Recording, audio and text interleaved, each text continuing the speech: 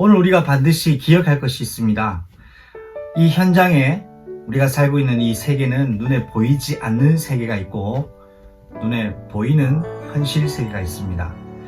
대부분 사람들의 눈에 보이는 것이 다 전부인 줄 알고 그것이 또 기준인 줄 알고 살고 있습니다. 근데 우리가 성경을 통해서 복음을 통하여 우리가 좀 더 영적인 사실을 알게 되면 사실 눈에 보이지 않는 세계에서 모든 것이 결정되어서 눈에 보이는 세계의 현상으로 드러난다는 것을 우리는 알 수 있습니다. 그러니까 저와 여러분에게 있는 삶의 현장에서 일어나는 많은 일들이 단순히 우연히 저절로 일어나는 일은 단 한 가지도 없습니다. 눈에 보이지 않는 영적 세계에서 결정된 일이 눈에 보이고 있는 우리 현실 세계에 드러나는 것 뿐입니다. 그래서 우리가 예수님이 가르쳐 주신 기도 중에 하늘에서 뜻이 이루어진 것처럼 땅에서도 이루어집니다 라고 고백하는 그 주님이 가르쳐 주신 기도 내용이 그렇습니다. 자, 오늘 이 아침에 또 새롭게 출발하는 한 주간의 광야 여정 속에서 오늘 잡을 말씀의 제목 이정표는 바로 보이는 것, 보이지 않는 것, 영원한 것이 오늘 저와 여러분이 확인해야 될 말씀 제목이자 주제입니다. 첫 번째입니다. 요셉이 받은 이후에 축복이 있었습니다. 그러니까 좀 더 구체적으로 말하자면 요셉이 받은 감옥에 나온 이후에 보이는 축복이 있었습니다. 그것이 애굽의 총리자로 통치자로 세워지는 축복이었습니다. 이것은 과거에 어려움과 아픔과 시련의 시간표가 발판이 되어지는 시간표로 전환되어지게 된 응답이죠. 그리고 요셉은 총리가 되면서 더불어 그치지 않고 하나님이 요셉의 인생에 가정을 허락하시고 축복하십니다. 지금 주어진 현장과 애굽이라는 강대국 속에 보금자리를 하나님의 보금자리, 그러니까 애굽 속에 태어난 하나님의 성령이 다스리시는 교회, 가정교회의 응답을 받습니다. 그리고 더불어 가정을 이루는 것에서 그치지 않고 생명이 있는 가정에 예수 그리스도의 생명 가지고 생명 위하여 태어난 후대들을 하나님이 허락하십니다. 그래서 그 아들 이름이 므낫세요. 둘째 차남의 이름은 에브라임입니다. 그래서 이 므낫세와 에브라임의 이름 뜻이 참 중요합니다.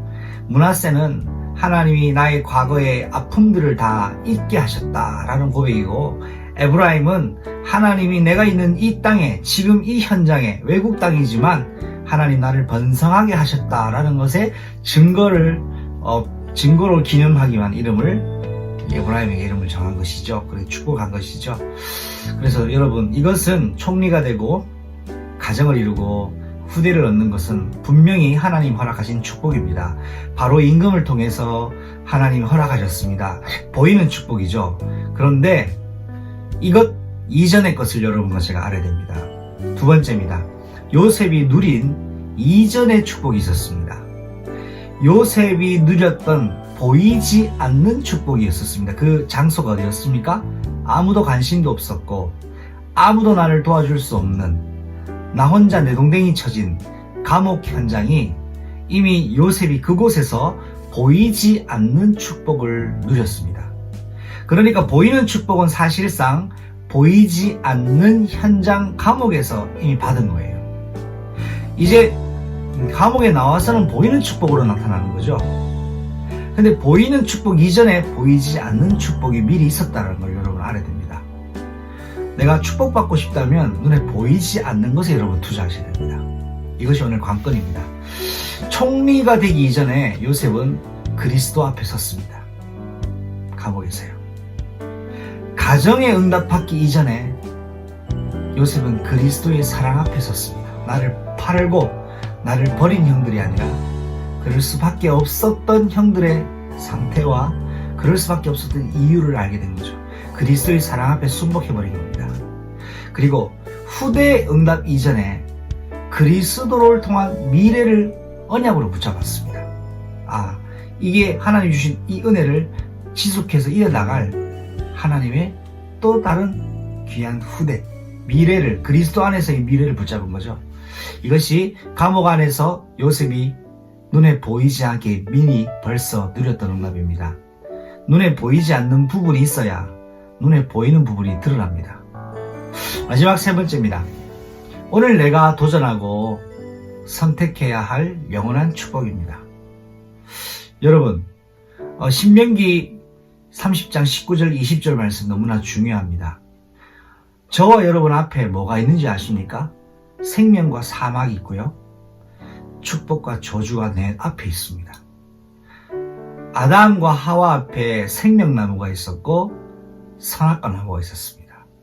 그러면 사망과 생명, 축복과 저주를 나누는 기준이 뭘까요? 저와 여러분의 오늘 선택입니다. 하나님이 저와 여러분에게 선택할 수 있는 자유의지를 주셨습니다. 내 안에는 축복이 있고 저주가 있습니다. 생명이 있고 죽음이 있습니다. 나는 생명을 선택해야 됩니다. 오늘 나는 축복을 선택해야 됩니다. 내 앞에 있는 이것을 선택하는 것은 내 몫입니다. 그래서 여러분, 생명과 사망과 축복과 저주 앞에 그 기준이 선택, 나의 선택이라는 것을 가지고 오늘 여러분과 저는 성령의 기도 리듬 속에서 선택을 잘해야 됩니다. 오늘 나에게 허락된 인생 시간표 속에 과제가 있습니다. 내가 오늘 성령의 인도받기를 선택하는 것이고, 내가 많은 걸 해야 되겠지만 하나님 주신 말씀 잡는 선택을 하는 것이고, 그 말씀을 주신 것에서 내가 기도로 하나님과 소통하는 선택을 하는 것이고, 그러면서 거기 그치는 것이 아니라 하나님이 내 인생을 향해 하실 미래에 하나님 주신 또 사명에 내가 오늘 거기에 선택을 해서 그 인도를 받는 것입니다. 그래서 여러분과 오늘 제가 우리 인생에 있는 오늘이라는 시간표를 영혼과 연결시키는 선택을 해야 되겠습니다. 오늘 고린도후서 4장 18절 말씀에 우리가 주목하는 것은 보이는 것이 아니요 보이지 않는 것이니, 보이는 것은 잠깐이요 보이지 않는 것은 영원함이니라. 오늘도 여러분 인생이 보이지 않는 것에 투자하는 그 시간표가 되리라고 저는 확신하고 여러분을 축복합니다. 그리스도의 이름으로 화이팅!